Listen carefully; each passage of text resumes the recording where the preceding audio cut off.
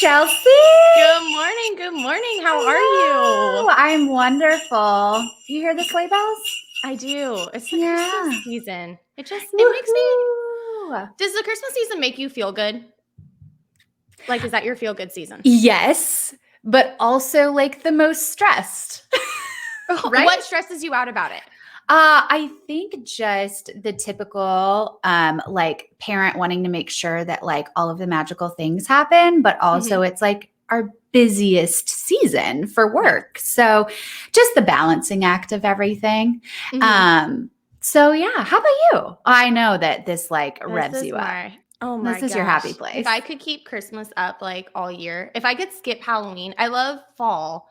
But I just want like the Christmas. I don't know. The trees make it feel warm and cozy. And Girl, I have a friend who did a thankful tree this past Thanksgiving. Brought the Christmas tree out, decorated it with like turkeys and leaves, and put like the kids wrote out what they were thankful for and put those like as little ornaments on the tree. So you can make it work. I've seen the Valentine's trees. I mean, so my dining room tree, Tommy was like, no, we have to take them down. Because again, you guys, if you didn't catch all this episode, I have multiple trees. Yes. The dining room tree, he actually was like, I'm okay leaving that up because we have like a rustic feel to that room. Yeah. And it was just like a slimline tree. It just fit. And he was like, I kind of don't want that tree to go away. So I literally left that tree up the longest. And I was like, I'm about to do Valentine's Day tree and Easter, like just move it with the seasons. But is it ulterior motive for Tommy that it's one less thing that you guys have to store in the garage? Probably store, but I got asked this. Everyone's like, well, he probably doesn't want to put up that many Christmas trees. I'm like, I put up and take down all the Christmas trees. All the stuff. I could see that. Everything. You're the worker bee, for sure. I'm like, give me coffee and I will just go. Yeah. He just takes them up and down. And so, yeah, this year probably. Because last year he made me buy more bags so I could just zip them up. I can only picture how organized your Christmas decorations are.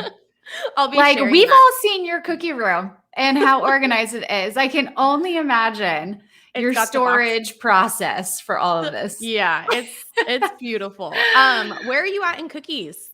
Oh, Lord. You know. She's like, don't let me I do love making cookies. Don't let Melissa fool you. No, actually, I'm really excited because I've kind of transitioned to where I'm going to do a pop-up for Christmas. So I'm excited that I don't have the pressure actually of making all the pre-sale stuff. I feel like this is the way to go for me and my process is like, oh, I'll just have fun and make whatever comes to my mind as I go up until the last minute. Right? Yeah. Like I'm still doing my samples right now. So anybody who has their Christmas samples done, because we're still in November, shocker, you guys pre-recorded.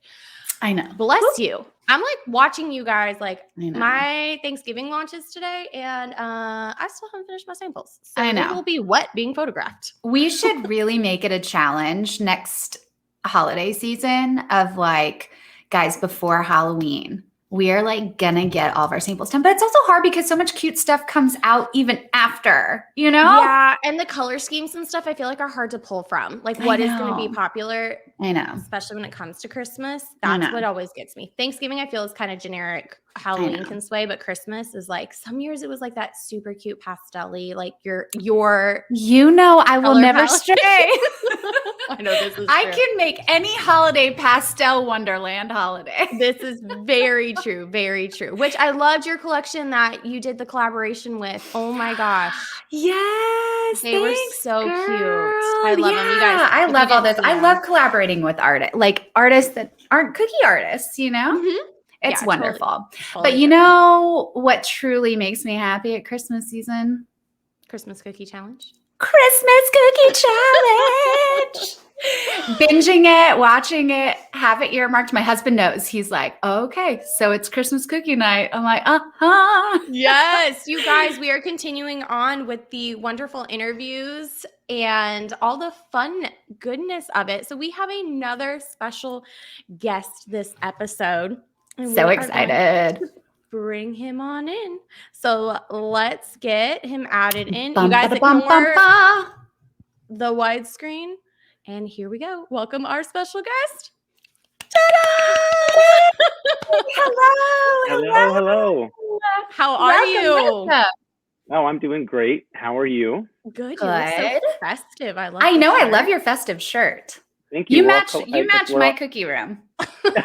I match both of you. I know.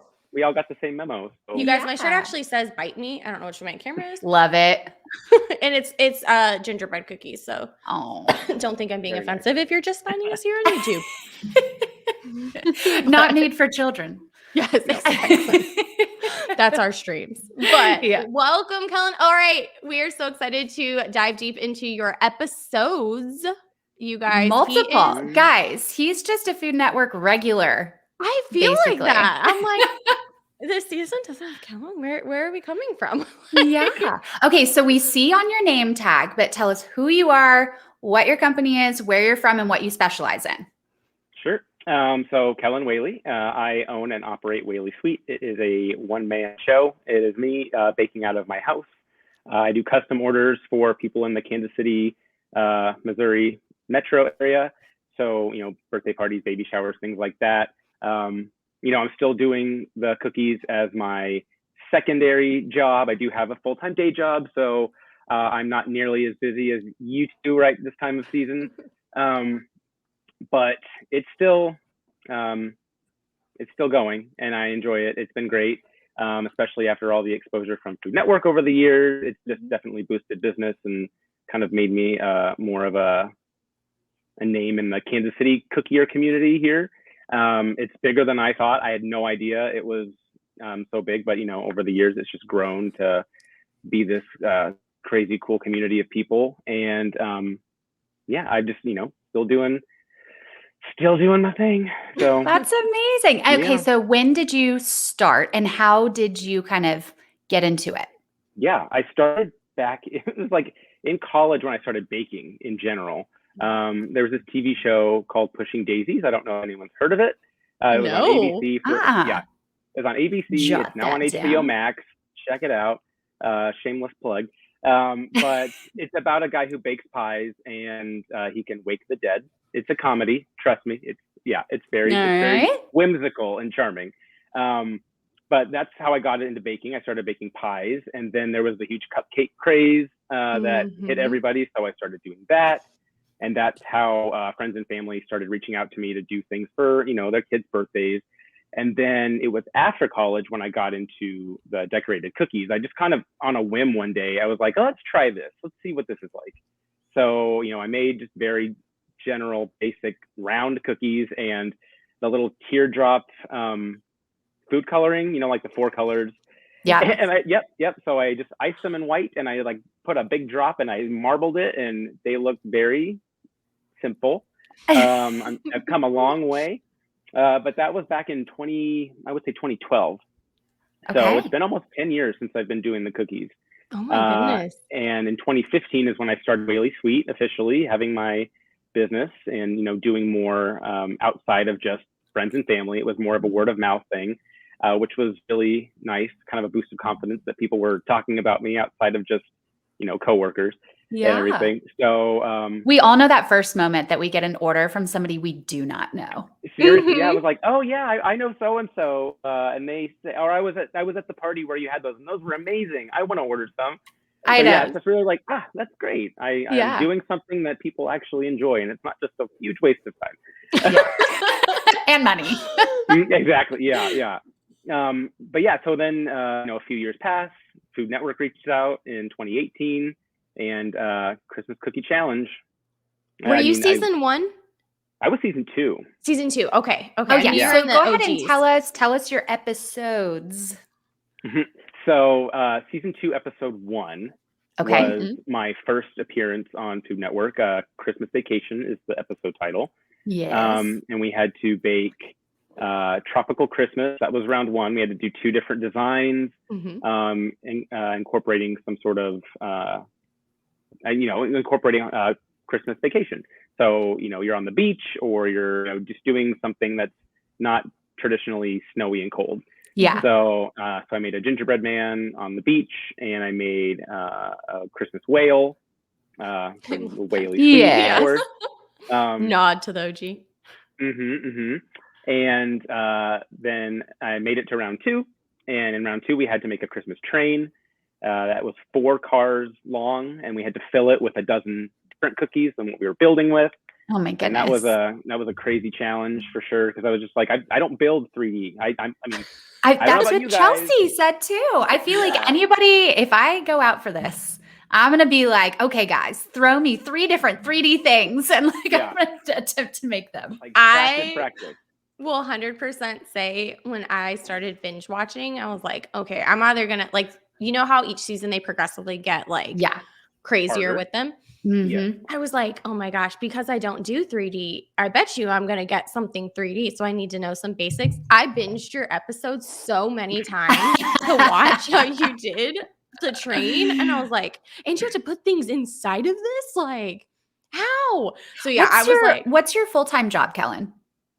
So I am an account executive at an advertising and marketing agency. Okay. Yay, advertising. Yeah. I was wondering if it was like engineering or something where it could be like helpful to you in a 3D format. Not really. Nope. Okay. No. It's like I build ads, not three-dimensional. Not at all. But hey, I feel you on advertising marketing. That was my background too. So yay. Yeah. I just started that job too. So okay, cool. So what I was doing before is kind of similar. It's still like very client forward. Yeah. But now I'm doing the actual ad agency thing. So that's nice. It's a different world, man. It's a different world. Yeah. Mm-hmm. Okay, so then spoiler alert if you haven't seen, he wins his first episode. Yes. Champion. How did it feel? Like when they announced that, what was your reaction? Because you're the season opener. Yeah, it was well, the whole experience was very unexpected. I didn't apply. Mm-hmm. They reached out to me. They were having a hard time casting guys.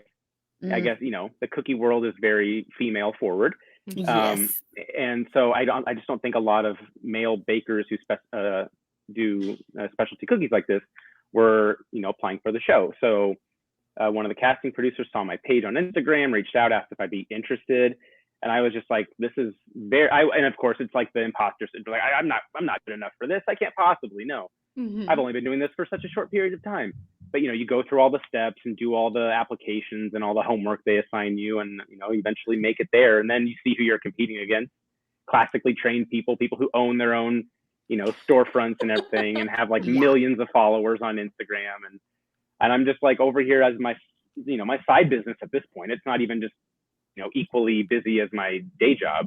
Yeah. So it is very much like a side hustle. So I'm like, well, I'm like down here. I'm like 5th out of 5. But then as we progress in the competition, it's just like, they like my flavors and they appreciate the designs that I put in. So, so when they actually announced that I had won over, the 2 people who I was in the final round with, I was just like, this isn't right. It's like, they have their own big businesses and they know what they're doing based on the, the schooling that they have obtained. Mm-hmm. Yeah. And I'm just like, I taught myself all this stuff watching YouTube tutorials. So high five, me too. YouTube University. Yeah. That's what I said on mine too. I was like, I'm the only home-based baker and everyone else is over here. Like they have I'm like, Daryl, what else do you bake? I'm like, just cookies. Yeah, that's it. It's like I can bake stuff. Give me a cookbook and I can bake it. Oh, exactly. I can follow a recipe. Mm-hmm, mm-hmm. So hearing that I won was just crazy, and it was. I mean, you could see the shock on my face. I mean, I did get good feedback, but then again, I don't know how the others are. Right. Sure. Too. So they could. Say are they you had seeing really them feedback, critique everybody else? You don't. No. We didn't see. We are in the room by ourselves. Oh gosh. Mm-hmm. On the spotlight. Listening. Yeah, like, seriously. All right, thank you. Like judging panel of like these 3 esteemed Food Network people. Yeah. And like, I hope you like my stuff. So crazy. I had said when I was talking to Melissa, I was like, it's such an odd experience when we hear all these like, I love your stuff, you're so sweet, like from our customers, and then to hear actual critiques like mine. Like, this piping is not even. I was like, dude, the bag was clogged. Well, this is like it's terrifying baking for other bakers or decorating. Oh, Like if yeah. you've ever done a Mhm. cookie swap or something like that, or I had a local cookier reach out to me and she was like, I just want you to make me cookies for my birthday. And I have never concentrated so hard because like she's gonna see like how like every little detail or like how large my outline is versus how small it is. I mean, it's just I would be looking at that if I got cookies from somebody else, you know? I mean, So we're it's our own biggest oh, critics for sure. totally. Mhm. So, and you don't want to look at someone else's hard work and critique it because that's not what it's for. We're supposed to just enjoy it and Exactly. eat it. It's, And marvel. yeah, exactly. So then to have someone actually judge your stuff, it's like, well, yeah, I know it's not going to be great. I did it in 90 minutes when normally it takes me 4 days. Seriously. Yeah. I know. I would glad I almost have want to something do to a present. cookie swap afterwards with my contestants, like Oh my my fellow gosh. contestants, That to would be like, okay, take as much time as you guys want. Like, let's redo our episode, but like how we would actually do it, Yeah, that like would That's a be good fun. given idea. I've unlimited never even thought time. of doing that. Yeah, I don't know because if then I it's want like to revisit slice and bake. Let's do I'm traumatized PTSD. now. Everyone's like, No, girl. sending Now me. at this point, you got to conquer it. I know. I should have gone with my I thought of in the process, Kellen, did you do the same thing? Is when you're in the kitchen, it's hard to describe because you're just flooded with everything you can imagine. Like you go in with some type of plan in your mind and then Mhm. you see all these things and you're like, oh, it's all changing. Now I'm going to do this. Did you do that? First of all, it's the best kitchen ever. Everything is like so Oh, I organized. can't even It's imagine. color coordinated. There's Yes. like a whole wall of I know cookie it would be cutters, and there's all sensory the food coloring. overload. Yeah, sprinkles and like candies and all this stuff. Mhm. It's amazing. So you're just like, oh, I have an idea. But what if I use that? I've never tried that before. Yes. Maybe this should be the first time I ever use fondant or something. It's like, No. no, exactly. Don't do that. Don't ever do that. I did that on my melting chocolate. I was like, I don't know how to temper chocolate. And then Oh, to do it in the Breville microwave, I was like, I don't even know what Those these buttons. microwaves. I'm like, I don't have a dial on my microwave. I have buttons. It's like a spaceship. Give me a button, please. What kind of like Jetsons microwave is it? Yes. Other people were walking up and they're just like, and I was like, where is the start button? Where's add 30 seconds? This Like is there's a not chocolate switch. I'm like, how do they know that? How does the microwave smarter than I am? It's like, how many pounds of chocolate is it tempered? I'm like, I don't know. They're Right. like discs. What are these things called? Michael? I don't know. Yes. Oh my gosh. That's too funny. Get that. But Melissa, that's a great idea. Maybe I should. Yeah, I feel That like would we be need to really fun. instigate this. Okay, so Reattempt. Kellen, so you win your episode, you go home. We've all seen at this point, now there's an all-star episode. So tell us how this all came to be and what was your reaction? So I have ever since my episode initially aired, the first one, I was always like, oh, they should totally do an all winner season. Like every episode have like a different group of the winners, and then at the very end of the season, take all of those winners of those individual episodes and have them compete for like the kind of like how Chopped has done like the Tournament of Champions or whatever. Yeah. But then I thought it was like, well, there aren't that many winners to like fill a full season. I wouldn't assume, unless they have like maybe fewer episodes or fewer people on. I don't know. I'm not a producer.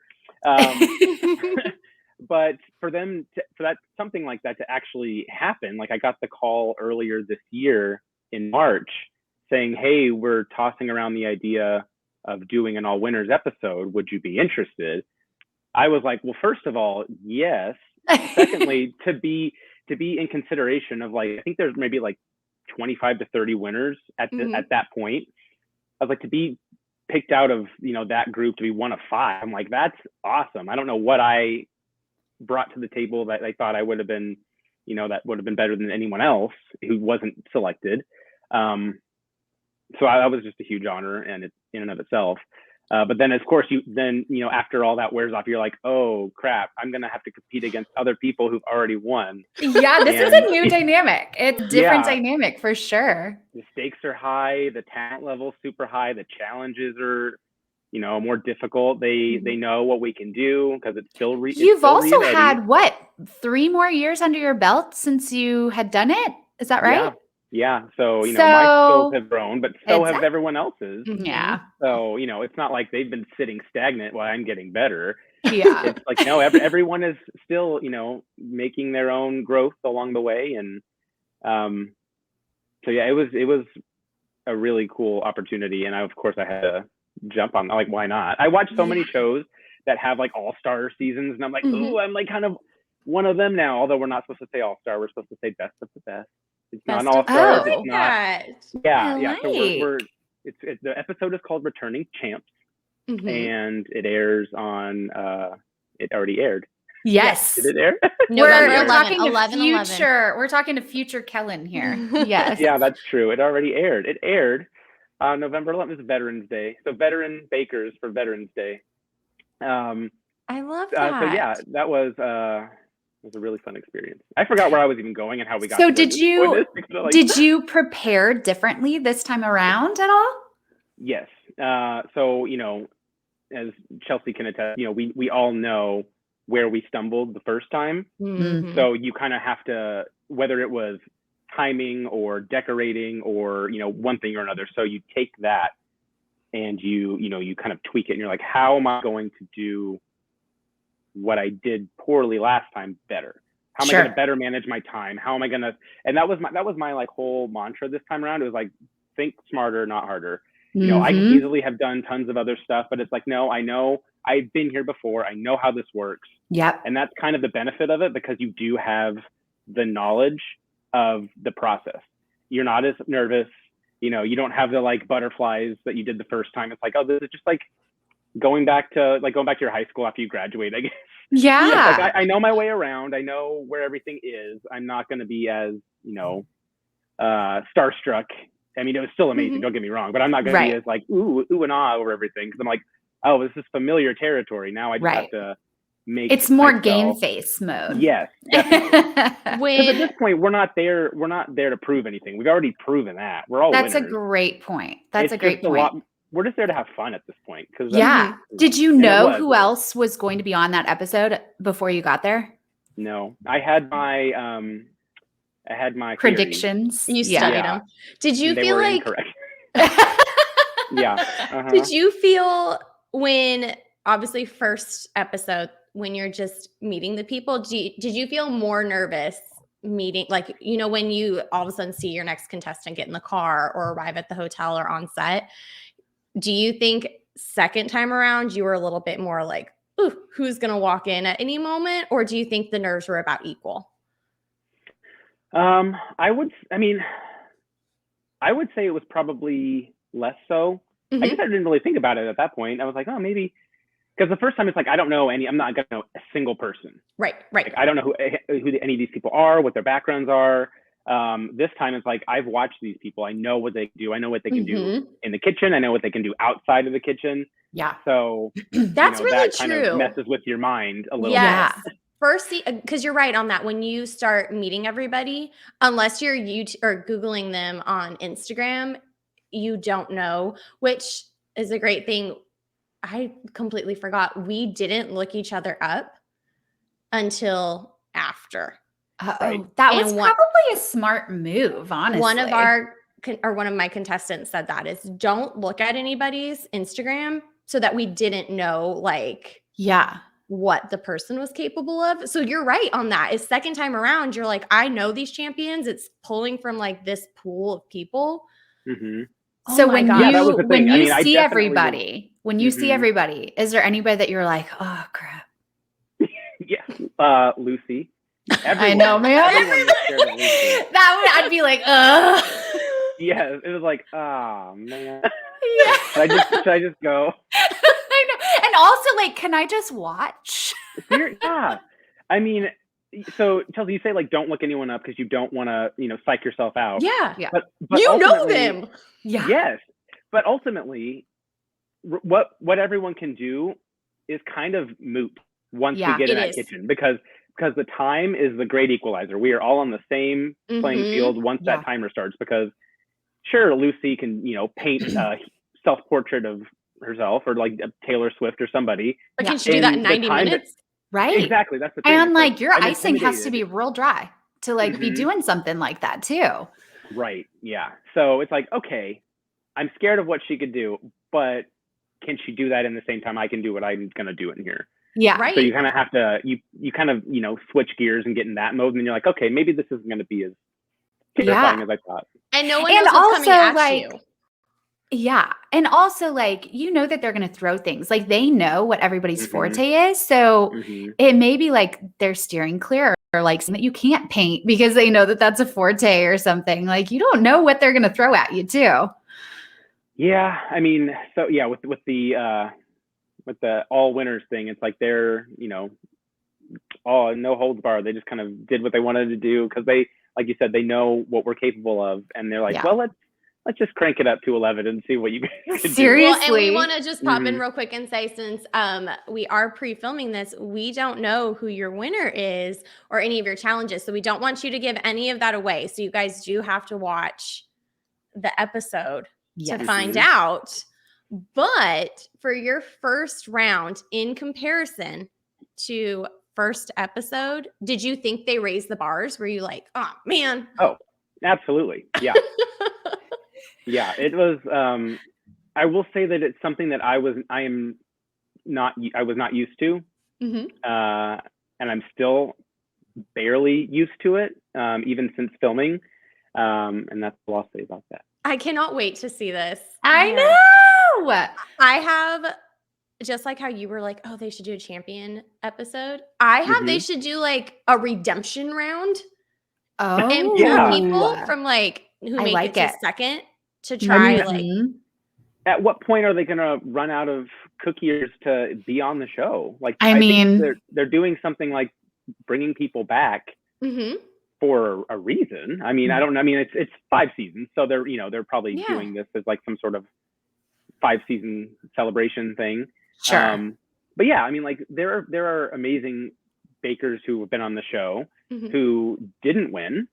And, there's people, fan favorites and everything. So it's like, why not bring them back and see what they could do in another round?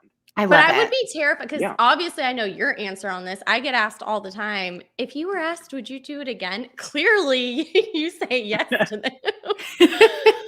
I mean, was there a moment after you did it where you were like, absolutely not, it was too stressful? and then time passes and you're like, yeah, I want to do it again.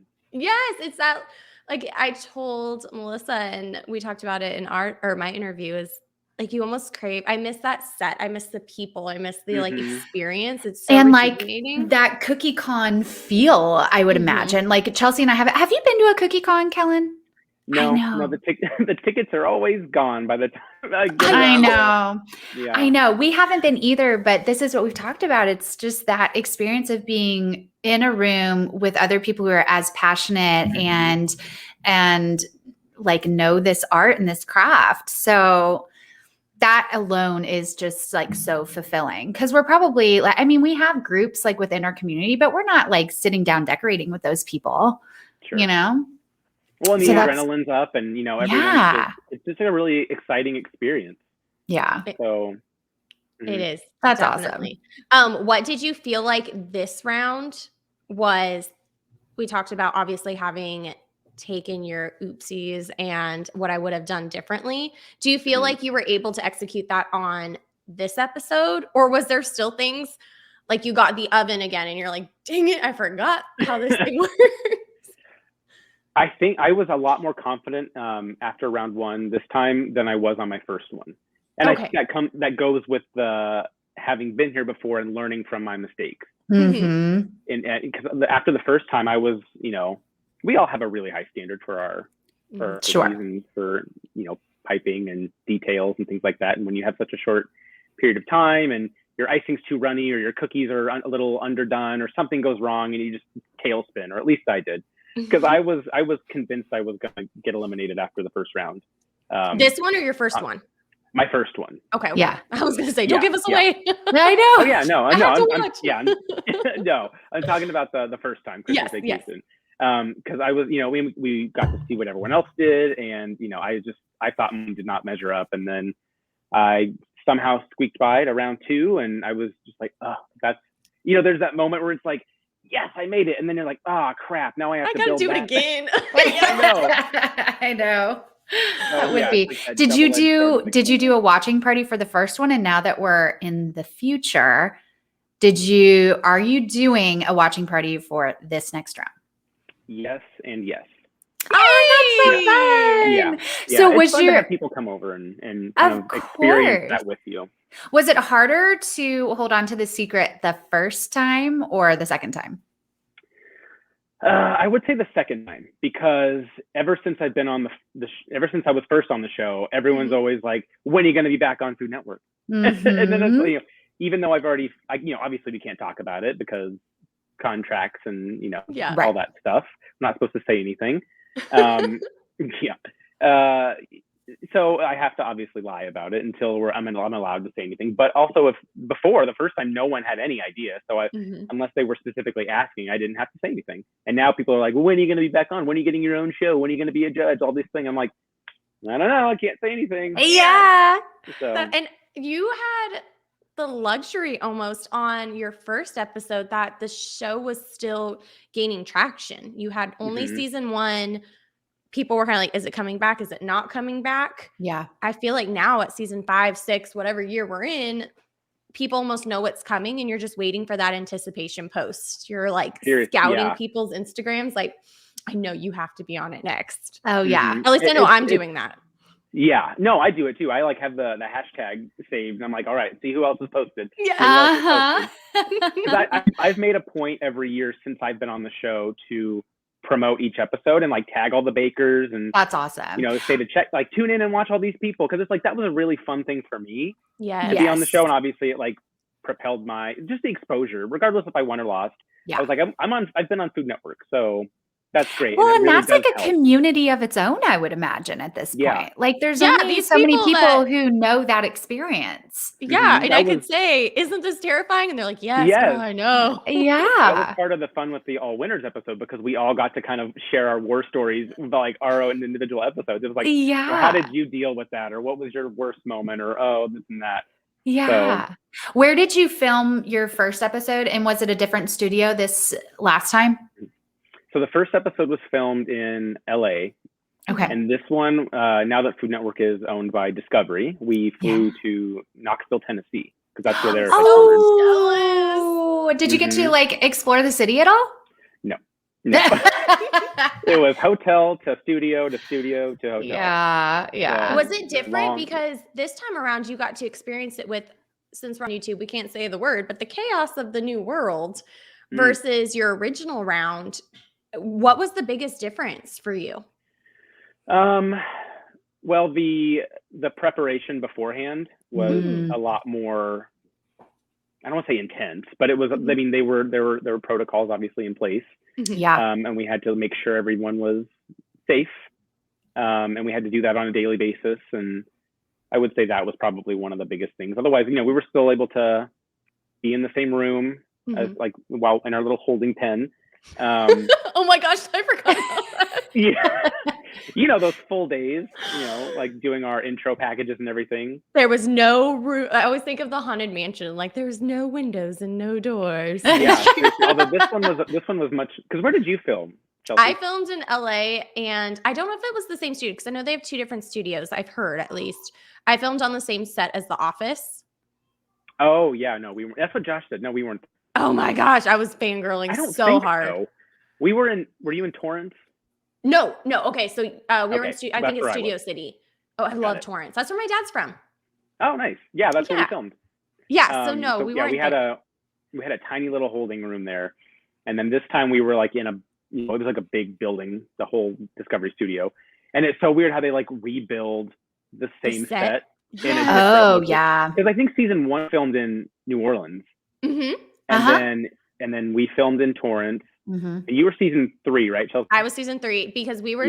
They had said we probably were going to be New Orleans, and then last minute they were like, "Hey, you're going to LA," which I'm in Arizona, so like I say, a hop, skip, and jump on over. Right. I'm like, every time we vacationed as a family, it was here. So I was like, dang it, I know this studio. I wanted to travel. But yeah, I would say that was the only biggest difference from like this time to last time. Was the preparation. It was just a lot more focused on making sure everyone was safe. What would Yeah. be your biggest piece of advice for anybody going down the Christmas cookie challenge route or that has that goal in their future? Probably to learn how to do 3D structures. Yes. The takeaway from this episode. Yeah. Listen to majority of Chelsea us- and Kellen. Yeah. Because I mean, like, you don't know what that second challenge is going to be. It could be, build a replica of garland. Anna's workshop. And especially if they're Workshop, just excuse me. getting more and more intense. Like, Yeah. Well, I'm like, they're running out of Christmas themed I challenges. know, Like, what I else can they do? Like make a 8 tiny reindeer and make them stand up, and then build a sleigh behind it. Or That's why something. I'm waiting for someone else to get slice and bake. I'm Yeah, that was a good that was one. hard. I honestly, there's seeing what the challenges are for the subsequent seasons and all the other episodes. I'm just like, I don't know what I would do in that. That was, situation. and that's more of like a baking challenge than like a decorating challenge. Right. When they yeah. said that, I was like, just looking around, and they're like, "Is there something wrong?" I'm like, "I think I'm on the wrong show." Like, this is cookie decorating, because they were like minimal decorating. Like your dough should be your decorating. I'm like, what the heck? That's I was not gonna what like we frost. do. That's a feat of engineering, is figuring out how to make that log. Homie, So I was like watching everything other like people, it. and I'm like, wait, how do I make this? Yeah. Like, and they're all like being all professional with it. I'm like, Mhm. red, green. But yeah, I would say learning how to at least do some sort of building, regardless if it's just a gingerbread house. Because I never made gingerbread houses. We did like the graham cracker houses. Yeah. Graham crackers and gumdrops. I had to do one for a photo shoot, and I went and got the like pre-built one from Target and just Yeah, that's decorated what I it. do. Yeah. This is my profession. Yeah. What would you, because I know constantly being asked since the interview process, just because you interview, and tell me if I'm wrong, I feel like a big misconception with people is that they just think you get a call and you're like, hey, do you want to be on it? And you just say yes, and you sign on the dotted line, and it's go time from there. There's actually an interview process, and was yours quite lengthy? Like there's a lot of steps. Yeah. Okay. Because after I was approached to be on the show, it's like, fill out this application and then fill out this other application that's pretty much the same as the first application. It's like going to the doctor. Yeah. And then we'll have an interview over Skype. And then we're going to assign you some cookie homework. It's like, make these 2 different things, make a flat one and make a 3D one. So I did make something before going on the show, although it wasn't near what I had to make on the show. And then I think you have to have, there's another interview that like you have to present that homework. And it's like how well do you present? Yeah. Because it's like, I mean, you spend that time making it. And that second interview where you had to present it was like 5 minutes or less. And I'm like, oh, that was it?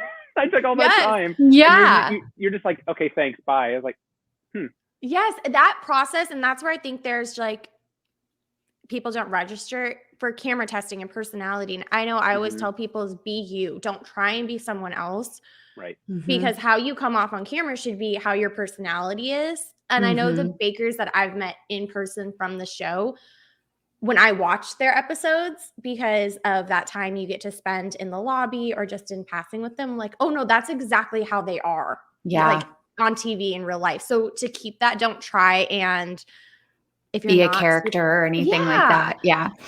Well, and it's also such a testament to, I mean, anybody that gets on any of these shows, it truly is an accomplishment just to be on one of those shows. I mean, it's because it's true. I mean, it's not always, there's just so many factors that go into it. And it's just, it's amazing. It's an amazing thing. Well, that's what I said earlier. It's just like the exposure alone. Yeah. The fact that you can say you've been on like a national TV show, like a talent show, or, it's like as seen on Food Network. That's me. That's so cool. It doesn't matter if I won or lost. It's just like, I've been on that network. I've been on a show. It's a bucket list Look, Mom, item I for made sure, it. too. Yeah, Yeah. exactly. They like my stuff. That's why you should buy my It's stuff. incredible. Yeah. Yeah, It's don't you want to incredible. taste the cookie that Ree Drummond ate? Yeah. Seriously. Speaking of that, did you make any recipes for the show? Because part of it is not just how beautiful it looks, but the flavor profiles. Mhm. Did you have that since season 2? You only had 1 season to go back and kind of like educate yourself on. Did you prepare any recipes that kind of came from the show and have made it into your lineup now? I don't want to. I mean, no, not really. I'm, and that's not to say like I'm just a very like I know these work and I'm going to stick with them. Me too. I don't know. Me too. I'm not super adventurous. There are times where I'll try something different and I'm like, I'll see how this goes.